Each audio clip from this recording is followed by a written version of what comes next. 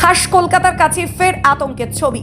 নর্দমায় আবর্জনার সঙ্গে ট্রলি ব্যাগটা পড়েছিল দেখেই সন্দেহ হয়। মঙ্গলবার সকালে সেই ব্যাগ উদ্ধার করে নিয়ে যায় বাগুইআটি থানার পুলিশ।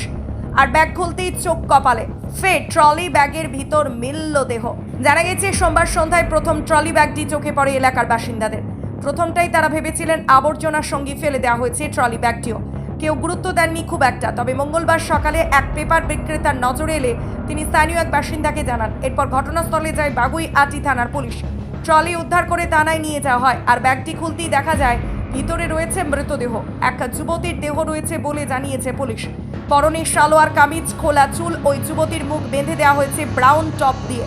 খুন করে যে দেহ লোপাট করার চেষ্টা হয়েছে তেমনটাই দাবি পুলিশের।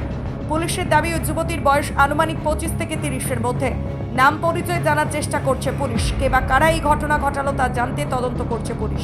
দেখা যায়নি, হ্যাঁ, কিন্তু আজকে এই ঘটনার পর তো খারাপ লাগবেই, বলুন। ভয় লাগবে, খারাপ লাগবে, সবই লাগবে। কতটা আতঙ্কিত? আমি তো আর গিয়ে ঠিক হলো না, তালা বন্ধ রয়েছে। কখন জানতে পারলেন? আমি ওই 9টা তারপরে আমি এখানে এসে শুনছি যে এখানে এরকম একটা বডি পাওয়া গেছে, তার অনেক আগে ফেলে নেওয়া হয়ে গেছে বডি। আমি জাস্ট কিছুক্ষণ আগে এসে কথাটা। আপনি কি এখানে থাকেন? হ্যাঁ, আমার বাপের বাড়ি পঞ্চমী অ্যাপার্টমেন্ট। এর আগে কি এরকম কোনো ঘটনা ঘটেছে?